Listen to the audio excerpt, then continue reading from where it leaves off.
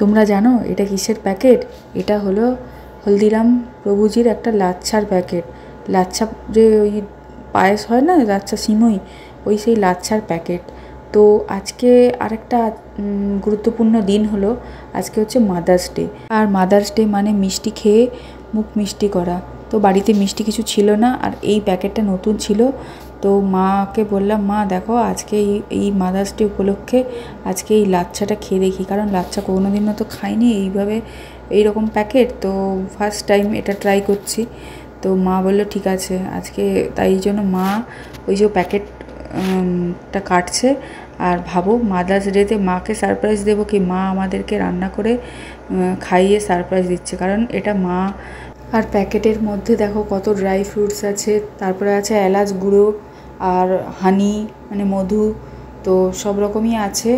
আর এই যে দেখো আমি কাজু বের করেছি, একটু খেয়ে দেখছি যে ঠিক আছে নাকি না। কাজুটা ক্রাঞ্চি ছিল, একটা খেজুর, তো যত রকমই পেরেছে ড্রাই ফ্রুটস দিয়েছে। আর এদিকে মা দুধটা জাল দিচ্ছে, কারণ দুধের মধ্যে এলাচ গুঁড়োটা দেওয়া হয়েছে যাতে দুধটা বেশি সময় ধরে জাল দিলে এলাচের ফ্লেভারটা বেরোতে থাকবে।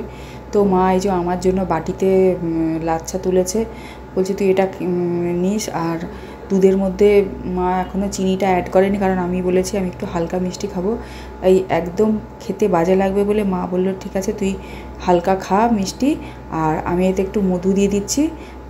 তো সেই জন্য মা আবার লাচ্ছার মধ্যে মধু দিয়ে দিয়েছে। আর এদিকে দুধটা জাল দেওয়া চলছে, ভালো করে জাল না দিলে টেস্ট লাগবে না, তো মধু দিয়ে খাচ্ছি।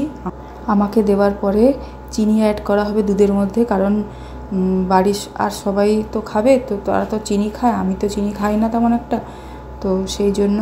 আর এদিকে দেখো তোমরা কারা কারা এই ধরনের লাচ্ছা খেয়েছো কমেন্টে জানাবে। আর হ্যাঁ, টেস্ট তোমাদের কেমন লেগেছে সেটাও কমেন্টে জানাবে। আজ মাদার্স ডে, মাকে বাড়িতে উইশ করবে আর মায়ের সাথে বেশি বেশি সময় কাটাবে।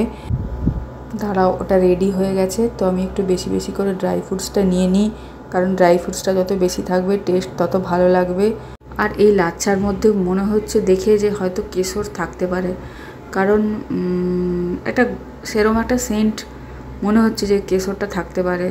তো এই যে লাচ্ছার মধ্যে মা দুধ দিয়ে দিল, দুধ দেওয়ার পরে লাচ্ছাটা বানানো কমপ্লিট, আর মোটামুটি কমপ্লিট।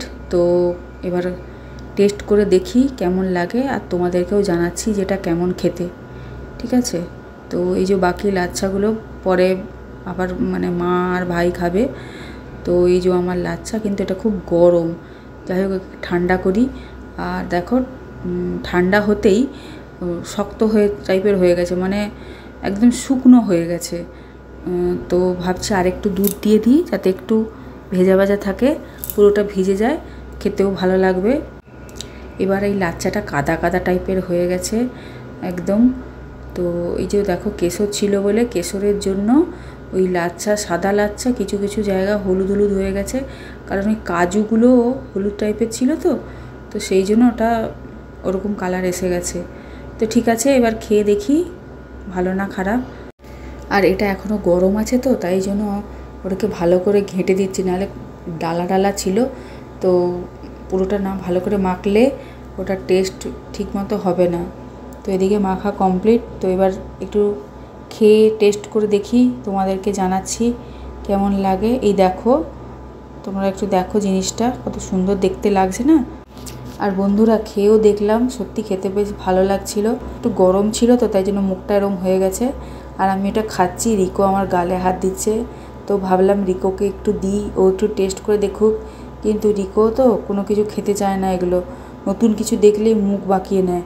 তো এই যে আমি রিকোকে দিচ্ছি, রিকো হাসছে দেখে রিকোকে ঠিক আছে একটু দিই। আর দেখো যা দিয়েছি ও ছুটে পালিয়ে গেছে, আর ওই জায়গাতে নেই। তো রিকো কোনো কিছু খাবে না, তাই চলে গেল, আর আমি বাকিটা একা একা খেয়ে নিলাম। তো ভিডিওটা কেমন লাগলো জানাবে। দিনটা সবার ভালো কাটুক। Happy mother's day.